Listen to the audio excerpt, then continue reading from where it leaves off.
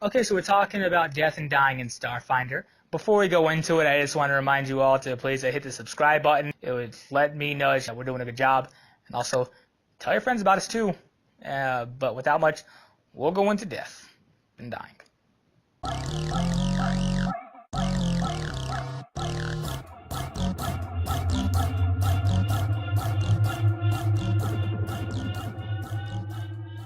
Yeah, so today on 2079, we're going over death and dying. It starts on page 250 of the Starfinder core rulebook.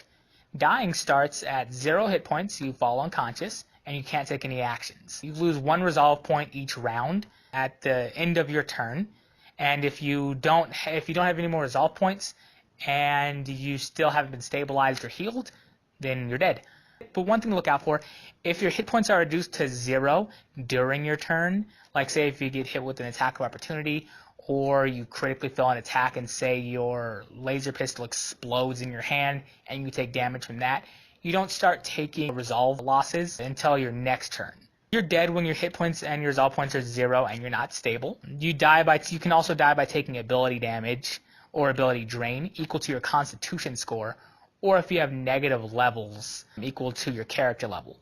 A few different ways to take negative levels, say like if there's certain spells that do that, or say certain tasks that you can fail at could also, at DM's discretion, cause negative levels, like you're trying to focus on creating a new spell, certain checks are made, you fail, and your DM says, you take this many intelligence point losses. Certain monsters, like the Crestator's Bone Eater ability, also do ability damage as well. If you are one of those weirdos who does want to avoid dying and being counted among the lucky dead, one thing you can do is say a party member tries to stabilize you with first aid. They would make a DC 15 medicine check.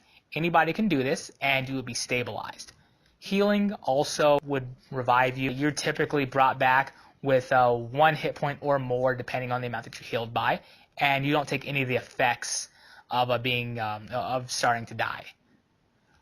Using resolve points, you can stabilize yourself by using 1/4 of your resolve points with a minimum of 1 but a maximum of 3 resolve points for that. But if you don't have enough resolve points to do this, say you don't have that, say you're level 5 and you don't have at least if your DM's wanting to round up, we'll say 2 resolve points left over, then you can't do this. So then you start going through the process of losing your resolve points and waiting for somebody to hopefully help you. There's also the option of staying in the fight, which is at the beginning of your turn. If you have 0 hit points but you're still stable, like if somebody uses the stabilize spell on you or what have you, you can expend 1 resolve point to regain 1 health point. There in the fight for that. One thing, if you die, try not to take it too hard. That's part of the danger of being an adventurer. If you were afraid of dying that much, you probably would stay as like a baker or something. One other way to die is if you take massive damage, which is if you have negative hit points that is at or over your maximum hit points, you die instantly. So say you have 20 hit points and 10 stamina points, but you take 50 damage.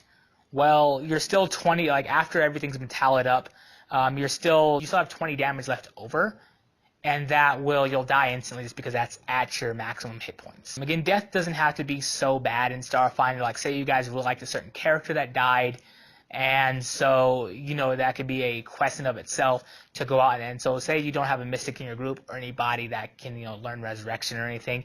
That can be a journey to go find this powerful and fabled mystic to go bring Zach back to life. Or say you find a demon who, okay, I'll bring you back to life right here and now, Zach, but you got to do something for me. DMs, if you do want to, okay, they have to have this much of their body left to be resurrected. They can't be hit by like the flat gun of a spaceship in order to be brought back. That can be up to you, but it's just a fun little thing to just put in your game. Make sure that if you do try to kill a player early in the game, that's just something I like to do so that they are aware that their characters can die, and so they don't freak out when it happens to them, especially for newer characters. Anyway, this has been what is death and dying in Starfinder. I hope that each of your characters is fortunate to go through this experience in their games. Thanks for watching 20 Sided Night. Please like, share, and subscribe, and have a good day.